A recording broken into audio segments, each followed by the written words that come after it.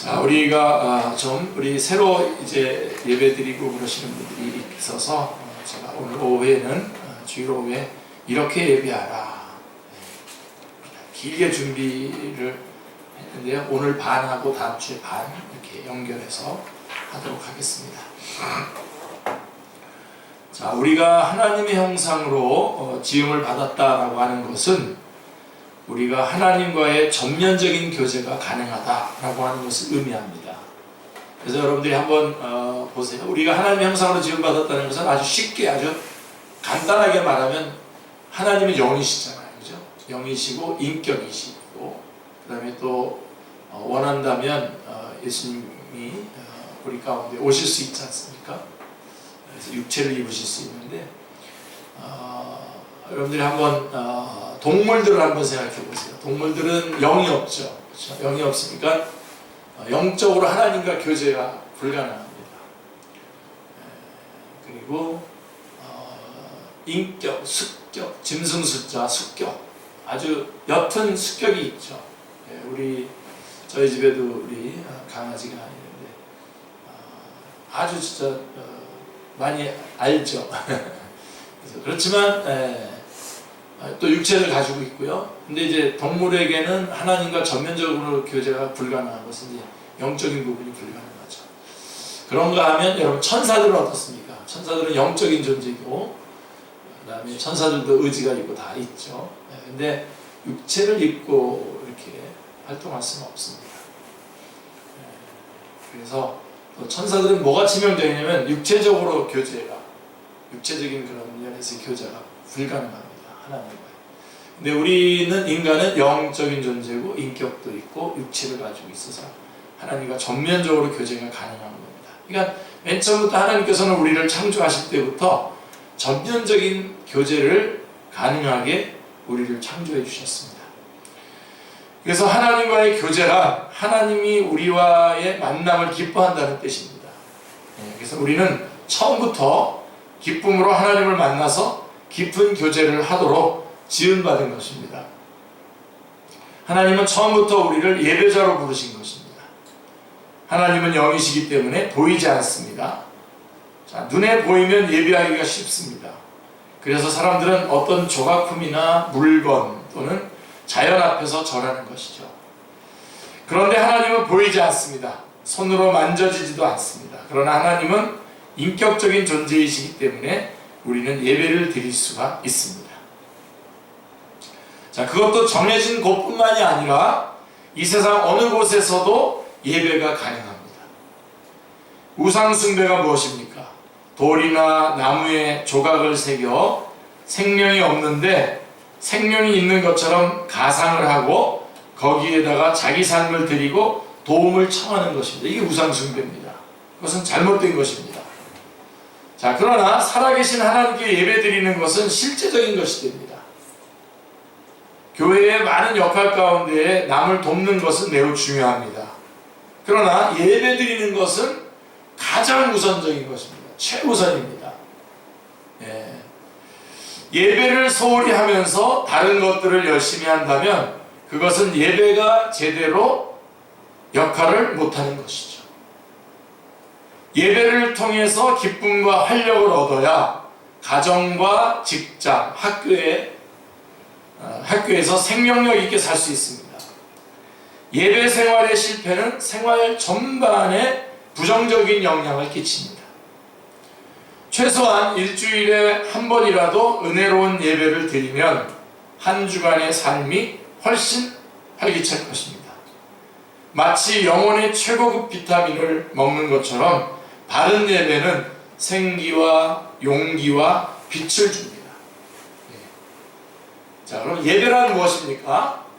예배는 개인이나 그룹이 하나님 앞에 경배하고 섬기는 행위를 말합니다. 프린트 여러분 많이 참고하시고요. 종교마다 일정한 양식의 예배 의식이 있는데 많은 종교가 우상에게 예배합니다. 그 앞에 정성껏 음식이나 물건을 놓고 종교 대상과 일정의 흥정을 하는 것입니다. 이만큼 비싸고 좋은 것을 바치니 나에게 마음껏 복을 내려주십시오. 그런 흥정을 하는 거죠. 그러나 우리가 드리는 예배는 살아계신 하나님께 드리는 산제사입니다. 우리는 하나님의 위엄과 사랑을 찬양하고 기도드리며 하나님의 말씀을 듣고 예물을 드리기도 하는 그런 방법의 예배를 드립니다. 그러므로 예배는 무엇을 얻는 것이 아니라 우리의 것을 하나님께 드리는 것입니다. 예배자는 남들이 공연하는 것을 구경하는 방청객이 아닙니다.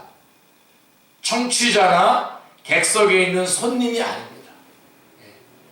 혹시 예배 시간에 조용히 참석했다가 예배가 끝나면 마치 운동 경기장에서 관객이 밀려나가듯이 자리를 뜨지는 않습니까?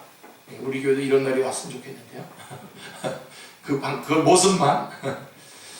자, 참된 예배자가 되기를 원한다면 보다 적극적으로 찬송하고 기도하고 설교를 경청하고 예물을 드리는 헌신이 필요합니다. 따라서 오늘 이후에는 예배 보러 가자 이렇게 말하지 마십시오. 그것은 예배를 구경하러 가자고 하는 것과 같습니다. 자, 이제부터는 어떻게 하라고요? 예배 드리러 가자. 꼭 이렇게 바꾸시길 바랍니다. 자, 예배의 종류. 자, 예배의 종류에는 먼저 개인적으로 하나님께 드리는 예배가 있습니다. 개인적으로. 아침에 일어나자마자 세상이 아직 고요할 때에 무릎을 꿇고 기도하며 말씀을 읽는 것입니다. 묵상의 시간이 끝날 때에 주기도문으로 기도하면서 끝내도 좋습니다. 다니엘은 외국의 포로로 끌려가서 위험한 상태였지만 목숨을 걸고 기도하며 예배를 드렸던 사람입니다. 자, 그래서 개인적으로 드리는 예배가 있고요. 또 가정 예배가 있습니다. 두 번째로. 구약과 신약의 많은 인물들이나 지금의 선교사들도 그들이 외지에 가서 어려움을 겪을 때에 가족들이 모여서 기도하는 것을 볼 수 있습니다. 가정 예배를 드린다면 예배의 순서를 한 명씩 맡아서 진행하는 것이 좋습니다. 예배가 있는 가정은 하나님의 도우심을 받습니다. 할렐루야. 사랑하는 아버지들이여, 아버지는 가정의 제사장입니다. 한 달에 몇 번이라도 가족과 더불어서 예배를 드리시길 바랍니다. 여러분들이 주관을 하셔야 됩니다. 자, 사랑하는 어머니들이여, 아버지가 영적인 리더십을 가질 수 있도록 잘 도와주고 계속 격려해 주시길 바랍니다. 자, 기도하는 부모가 있는 가정의 아이들은 방황해도 곧 회복됩니다. 기도가 얼마나 강력한지 결국은 돌아오게 됩니다. 기도의 줄이 끊어지지 않도록 가정 예배를 회복하시기를 기도합니다. 아멘. 그 다음에는 이제 소그룹 예배가 있습니다. 가족이 드리는 예배 이외에도 소그룹으로 드리는 예배가 있습니다. 17명이 같이 모여서 예배를 드리죠. 함께 성경을 읽고 같이 기도하고 한 입으로 찬송하는 것은 혼자 드릴 때와는 다른 새로운 감동들이 있습니다. 함께 드리는 소그룹 예배에 또 열심히 참석하기를 기도합니다. 청년부라든가 또 여전도회라든가 남전교회 이렇게 따로 모일 때 같이 모이는 것도 참 중요하겠죠. 그 다음에 이제 우리가 잘 알고 있는 바로 공예배, 모든 사람이 다 같이 모여서 드리는 공예배가 있습니다. 자, 왜 이런 공예배가 필요합니까? 교회를 그리스도의 몸이라고 말하는데 그것은 각 성도가 그 몸에 붙은 일부이기 때문입니다. 선이 아무리 잘났어도 발이 움직여주지 않으면 어느 곳에도 가지 못합니다. 예배드리러 교회에 갑시다 라고 말하면 나는 예수님을 믿지만 집에서 예배를 드리고 싶습니다. 교회에 가면 미운 사람들도 많고 또 목사가 자꾸 돈 이야기만 하는 것 같고 또 뒤에서 누가 뭐라고 그러는 것 같아서 교회 가기 싫습니다. 등등 별별 핑계가 많습니다. 심지어 이런 사람도 있습니다. 방송으로 설교를 듣는데 우리 교회 목사님보다 설교를 훨씬 더 잘하더랍니다. 그래서 그 어떤 교회 같은 경우는 방송 설교를 하면서 자꾸만 보라 그런 거예요. 우리 방송 나가니까 자꾸만 보라 그랬는데 그거 자기네 교회 거만 보게 되지 않잖아요. 다른 교회 거 보고서는 더 잘하시네. 그래가지고 교회도 옮기고 그런 사람도 있다 그러더라고요. 저는 좀 경쟁력이 있는데 좀 하면 괜찮을 텐데 빨리. 그러니까 이렇게 방송으로 듣는 것, 집에서는 누워서 예배 드려도 되고 헌금은 인터넷 뱅킹으로 보내면 된다는 것이죠. 이건 안 됩니다. 교회에 나가면 별로 모범이 되지 못하는 이상한 교인들도 많은데 그럴 바에야 서로 믿을 수 있는 가족끼리 집에서 예배 드린다면 하나님께서도 이해하고 받아주시라는 것입니다. 반기독교적인 나라나 선교지의 선교사 가족이 그런 식으로 예배를 드리기도 합니다. 물론 그런 가정 예배라고 해서 하나님이 받지 않으시는 건 아니죠. 않지만 그런 것에서 만족하지 말아야 됩니다. 모든 상황이 가능한데도 불구하고 다른 사람들과 어울리기 싫어서 마음에 맞는 이들과 예배를 드린다면 주님의 기대를 벗어나는 것입니다. 그런 태도는 신앙의 성장을 가로막고 반드시 삶 속에서 문제를 야기시키게 되어 있습니다. 그래서 우리 공예배에 다 참여하셔서 예배를 드리는 그런 예배가 있습니다. 자, 그럼 예배가 우리에게 필요한 이유. 자, 하나님의 말씀을 듣고 함께 기도하고 서로 믿음을 격려하기 위해서는 공동 예배가 필요합니다. 성경은 성도 각 사람이 성전 건물의 벽돌과 같다고 가르쳐주고 있습니다. 벽돌 하나하나가 귀하지만 서로 어울리지 않는다면 건물이 되지 않습니다. 작은 돌, 큰 돌이 같이 얽혀져서 서로 의지하고 있어야 교회가 세워져 갑니다. 그럴 때 자기 몫을 다하는 것입니다. 혼자서 하기 어려운 선한 일을 더불어 하기 위해서도 공동 예배가 필요합니다. 혼자서는 크림 타타르 종족이나 남수단이나 카자흐스탄이나 티베트 장족의 어려운 사람들을 도울 수 없습니다. 그러나 한 사람이 조금씩 내면 얼마만큼이라도 우리가 도울 수 있는 것이죠. 자, 공동 예배를 통해서 지혜와 용기를 얻고 영적 싸움에 나갈 때 승리할 수 있는 힘을 얻을 수 있습니다. 서로 세워주고 격려하고 교제를 하기 위해서도 공동 예배가 필요합니다. 내가 지금 바르게 가고 있는지 아니면 잘못 가고 있는지 어떻게 할 수 있겠습니까? 주변의 모범적인 사람들을 보면 알 수 있습니다. 자신은 다 괜찮은 줄 알았는데 옆에서 봉사하는 사람들을 보면서 내가 할 일이 있구나 하고 배우는 것이죠. 그래서 공예배가 그래서 중요한 겁니다. 말씀과 기도가 함께 진행되면서 공예배가 진행되고 그 모습 속에서 서로가 격려를 받고 도전을 받고 서로 해야 될 일들을 확인하게 되는 거죠. 자, 왜 교회가 필요하고 이웃 성도들이 필요합니까? 다 약점 많은 사람들인데 다 허물 많은 사람들이 모이는 곳인데 말입니다. 우리는 다 허물 많은 사람들이지만 서로 보고 배울 것이 있습니다. 보고 배울 것이 없다는 이야기야말로 가장 많이 배워야 할 사람입니다. 독불장인으로 살지 마십시오. 아멘. 서로 도움을 주기 위해서 교제가 필요한 것입니다. 그래서 나도 가서 그 사람들을 보고 배우고 나도 그 사람들에게 보여주는 겁니다. 서로. 기쁨을 함께 나누어 갑절이 되게 하고 슬픔을 함께 나누어 반이 되게 하려는 것이죠. 히브리서 10장 24절 25절 같이 한번 읽겠습니다. 서로 돌아보아 사랑과 선행을 격려하며 모이기를 피하는 어떤 사람들의 습관과 같이 하지 말고 오직 권하여 그날이 가까움을 볼수록 더욱 그리하자. 우리의 자녀들은 지금 어디에서 무엇을 하고 있습니까? 주일을 어떻게 보내고 있습니까? 무엇이 제일 많은 신경과 관심을 쏟고 있습니까? 주일에 자녀들을 학원에 보냅니까? 가회를 시킵니까? 이 시대의 젊은이들이 무엇을 하고 사는가가 그 나라 그 민족의 미래를 대변합니다. 하나님을 예배하는 사람은 범죄에 깊이 빠지지 못합니다. 형식적이고 이름만 걸어놓은 기독교인보다는 하나님을 두려워할 줄 아는 사람이 쓰임을 받습니다. 혹시 하나님께 매주 예배드리기 어려운 상황이 있을지라도 그 마음이 생활이 예배라면 하나님을 떠난 백성하고는 반드시 큰 차이가 있습니다. 할렐루야. 자, 그러면 예배를 어떻게 예배드려야 됩니까? 자, 이 얘기를 좀 다 해드리고 싶어요. 자, 첫째로 준비된 마음과 단정한 목장으로 참석하셔야 됩니다. 아멘 하셔도 됩니다. 아멘. 가장 높고 귀한 분을 만난다는 생각을 가져야 됩니다. 마치 대통령이나 왕을 만나러 가는 것처럼 몸가짐과 말투에도 조심하는 것입니다. 소풍 가는 차림이나 이웃에 놀러 가는 복장보다는 왕이신 주님을 만나는 마음과 자세가 중요합니다.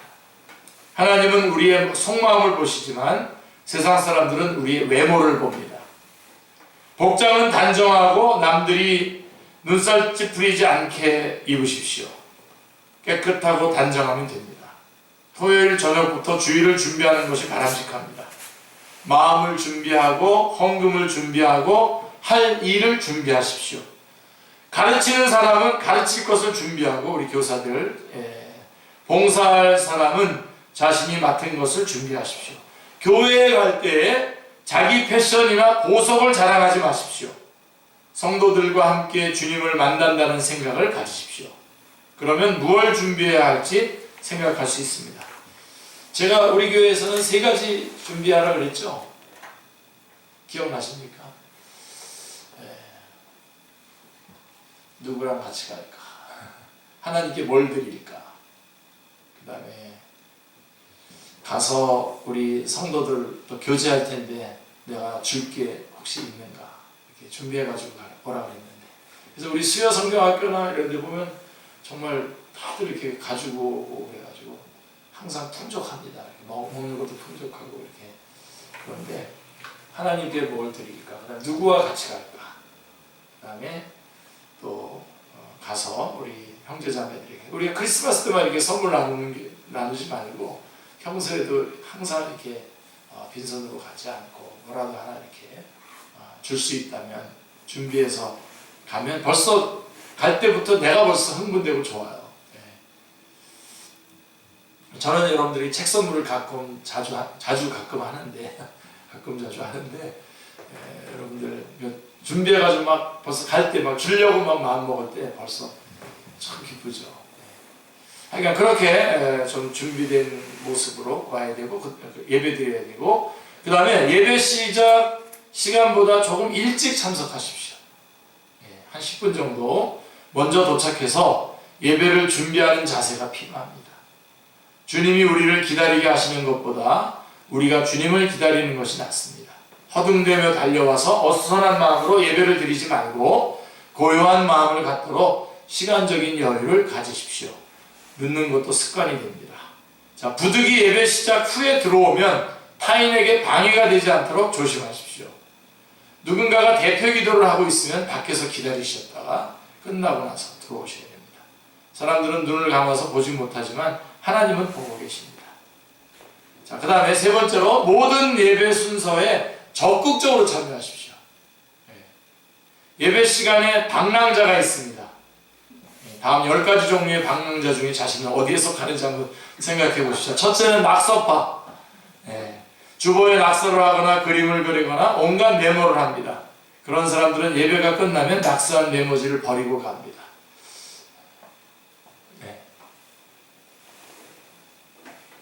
둘째, 구경파가 있습니다. 구경파. 사람들이 무슨 옷을 입고 있는지, 어떤 스타일의 머리 모양인지 사람들을 구경하는 구경파가 있습니다. 그 다음에 먹자파. 우리 조금 전에 그런 얘기 많이 했는데, 자, 오늘 점심 메뉴는 뭘까? 저녁 식사로는 어떤 것이 좋을까? 이것만은 생각하죠. 그 다음에 분석파가 있어요. 찬양팀은 노래를 잘할 수 있을까? 저 찬양은 옛날에 들었던 것 같은데, 설교자 복장이 저게 뭐야? 목사님 넥타이가 양복에 안 맞네? 장식도 촌스러워. 뭐 이런 등등.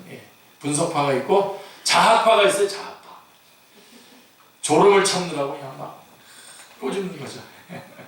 나중에 보면 넓적다리가 뻘겋게 되죠. 그 다음에 건축파. 예배당을 둘러보면서, 우리 교회는 이런 사람은 있을 수 없겠네요. 내부 장식을 연구합니다. 창문이 많다느니, 색깔이 짙다느니, 사방을 보면서 건축 양식과 장식을 학문적으로 따집니다. 그 다음에 능청파가 있어요. 능청파. 졸면서 지그시 눈 감고 은혜 받는 척하는 사람입니다. 그래도 조는 것이 다 보입니다. 그 다음에 조급파가 있어요. 조급파. 뭐가 급한지 자꾸 세계만 봅니다. 아예 뭐 어떨 때는 막 목사님 보라고 막 이렇게 보는 사람도 있어요. 예. 급하게 갈 곳도 없으면서 그러는 것이요. 예. 습관이 된 것입니다. 그 다음에 탐구파, 성경을 여기저기 뒤지는 것입니다. 종이에 손때가 묻었지만 읽지 않고 만지기만 합니다. 먼 산파, 멍하게 먼 산만 바라보는 사람. 자, 여러분 예배 드릴 때 적극적으로 참여하시기 바랍니다. 찬송할 때에 마음을 열어서 열심히 찬송하십시오. 자, 익숙하지 않은 찬송이 나오면 그래, 이번 기회에 내가 배우면서 찬양 올려드리자. 그 다음에 자신이 아는 찬송만 좋아하는 경향이 있는데 다양한 찬송을 부르시기 바랍니다. 기도 시간에는 절실한 마음으로 함께 기도하십시오. 성경을 읽을 때는 함께 읽으십시오. 성경이 자신의 손에 익숙해지면 성경 말씀이 훨씬 가깝게 느껴집니다. 그래서 자기 성경을 가져야 돼요. 자기 성경. 예물을 드리는 일에도 진실하고 즐거운 마음으로 참여하시기 바랍니다. 헌금은 잔돈이나 푼돈을 드리는 것이 아니라 정성스럽게 하나님께 드리는 예물이라는 것을 기억하십시오. 자, 어린 자녀가 있으면 주일학교 교사들을 신뢰하고 맡기십시오. 자녀들에게 신경을 쓰다 보면 찬양과 설교와 기도에 깊이 참여하지 못합니다. 자, 그 다음에 조금 전에도 말씀드렸죠. 자기 성경과 찬송가를 꼭 지참하십시오. 평생 곁에 두고 읽어서 손때가 묻은 성경이 되게 하십시오.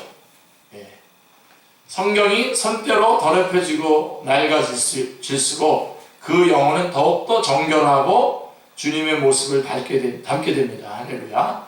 다른 사람의 성경은 낯설어서 귀절을 찾기도 힘들고 하나님의 말씀까지 익숙해지기가 어렵습니다. 드와이트 무디는 천국에 가면 아마도 주님께서 우리의 성경을 보자고 하실 것입니다. 성경책에 손때가 묻고 읽은 흔적이 많은 사람은 그 마음이 정결하게 되었을 것이지만 손을 대지 않는 사람의 마음은 여전히 더러울 것인데 그것을 보고 상급을 결정하실지도 모릅니다. 라고 이렇게 말했습니다. 부흥사시기 때문에 재밌게 말씀하신 거죠. 자신의 성경을 평생 읽으며 공부하시길 바랍니다. 그 다음에 하나님께 드릴 예물을 잊지 마시길 바랍니다. 제가 이거 오래전에 여러분들에게 말씀 잘 드려놨는데 다 잊어버리신 것 같아요. 구약시대에는요, 성전에 빈손으로 오면 예배를 받아주지 않았습니다. 그때는 제물을 가져왔습니다. 소를 가져오고 양을 가져오고 돈이 없는 사람은 비둘기를 가져오고 또 비둘기 살 돈이 없으면 가루를 가져왔습니다. 그렇게 예물을 드렸습니다. 얼마가 되든지 진실한 마음으로 헌금을 하십시오. 요즘은 물건을 가져오지는 않습니다. 자식뿐만 아니라 가족이나 자녀들이 바르게 헌금할 수 있도록 알려주어야 합니다. 헌금을 드릴 때에 엉겁결에 헌금함에 돈을 집어넣지 말고 정성스럽게 준비하여 드리시길 바랍니다. 자, 한 권사님이 있었습니다. 주일 아침마다 TV 프로그램에 빠져서 항상 예배 시간에 늦었는데요. 이 권사님 어느 날은 헌금하는 시간이 돌아왔습니다. 헌금하는 시간에 들어왔어요. 급하게 들어와서 가방에서 헌금을 꺼내는데 1,000원짜리를 헌금한다는 것이 실수로 그만 10,000원짜리를 낸 것입니다. 너무 화가 나서 그 다음부터는 반드시 헌금을 미리 준비했다고 합니다. 헌금을 드리면서 짠순이 구두쇠가 되지 마십시오. 쓰다가 남은 것이 아니라 먼저 준비해 드리십시오. 가정에서 어른에게 무엇을 드리든지 정성을 다해 신경을 써서 드리는데 하물며 하나님께 드리는 것을 아무렇게나 할 수 있겠습니까? 특히 아이들에게 용돈을 주면 10분의 1을 헌금하는 것으로 반드시 가르치십시오. 예배 드릴 때는 빈손으로 오는 것이 아닙니다. 또한 많은 액수의 헌금을 했다고 자랑하지 말고 더욱 겸손히 헌금하시길 바랍니다. 자, 그 다음에 자신이 전도한 사람을 돌보고 양육하십시오. 친구를 전도하기 위해 기도하면서 교회에 데려왔다면 다른 때와는 달리 그날은 옷에도 신경을 쓸 것입니다. 전도된 친구가 그런 모습을 배우는 것이죠. 반면에 예배 시간에 습관적으로 조는 모습을 친구에게 그대로 보여준다면 어떻게 되겠습니까? 친구가 성경 본문을 빨리 찾지 못하면 펴서 같이 읽어주기도 하면서 적극적으로 예배에 참여하시길 바랍니다. 그러면 졸 시간이 없습니다. 지금 이 오후 시간은 좀 졸음이 오는 시간인데, 자, 교회 생활을 조금 더 적극적으로 하려면 그렇게 전도해 보시길 바랍니다. 그래서 사실은요, 가장 여러분들의 신앙이 가장 건전하게 건강할 때가 언제냐면 여러분들이 전도한 사람이 같이 교회 생활을 할 때가 제일 건전해지는 겁니다. 그 사람을 전도한 사람을 위해서 내가 부지런해지고 분발하게 되고 성실하게 되고 열심을 내게 되죠. 그래서 우리 교회에서는 좀 그런 싸움이, 그런 여러분 영적 싸움이 여러분 안에 있기를 바랍니다. 여러분이 전도 해오시고 그 사람 때문에 내가 같이 한다면 뭐 예배 시간에 졸 리가 없죠. 졸 수가 없죠. 자, 그 다음에 기도하고 사모하는 마음으로 예배를 드리시길 바랍니다. 7번째, 자, 마음을 모으고 정성을 다해서 경건한 예배를 드리십시오. 예배 드리기 전에 먼저 하나님 앞에서 자기 마음을 정리하고 옥토와 같은 부드러운 마음이 되도록 준비해야 합니다. 거칠고 돌멩이가 많은 마음에는 생명의 씨앗이 잘 심겨지지 않습니다. 하나님 말씀을 들으러 온 것이지 사람들을 보러 온 것이 아닙니다. 실수와 허물이 많은 사람들을 바라보지 마십시오. 아멘. 이 말 저 말 근거 없는 말을 듣다가 혼란스럽게 됩니다. 믿음의 주인은 예수님이십니다. 왜 엉뚱한 사람들을 보고 실망하고 분노하며 하나님께 집중하지 못합니까? 자, 어느 부부가 예배를 마치고 차에 탔습니다. 부인이 남편에게 물었습니다. 여보, 아까 우리 앞에 앉았던 그 여자 옷 입는 거 굉장히 촌스럽죠? 남편이 말합니다. 난 못 봤는데. 여보, 우리 옆에 있던 남자 어깨 위에 비듬이 많아서 너무 지저분하지 않아요? 난 그것도 못 봤어. 그러자 부인이 버럭 소리를 질렀습니다. 당신은 도대체 교회에서 뭘 보는 거예요? 네. 열심히 예배 드렸죠. 예배 시간에 하나님의 말씀에 집중해야지 이 부인처럼 엉뚱한 것에 마음을 빼앗기면 안 됩니다. 교회 환경이나 주변 사람들을 보지 말고 중심을 예수님께로 향하는 예배가 되게 하시길 바랍니다. 그 다음에 8번째, 자, 마지막입니다. 설교 말씀을 경청하고 예배가 생활로 이어지게 하시길 바랍니다.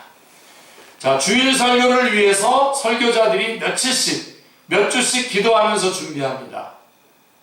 하나님의 말씀을 온 마음을 다해서 경청하십시오. 열심히 듣는 겁니다. 어떤 때는 듣기 싫은 말도 듣고 가십시오. 듣고 세상에 나가서 실천해 보는 것입니다. 그것이 신앙입니다.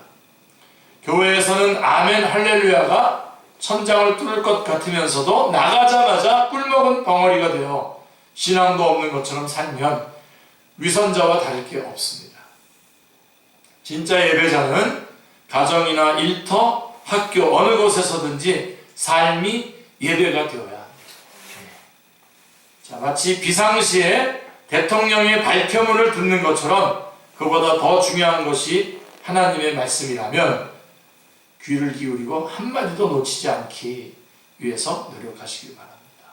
그래서 우리가 요즘에 새롭게 교회 다니시는 분도 계시기 때문에 어떻게 예배를 드려야 될 것인지 우리가 좀 살펴봤고요.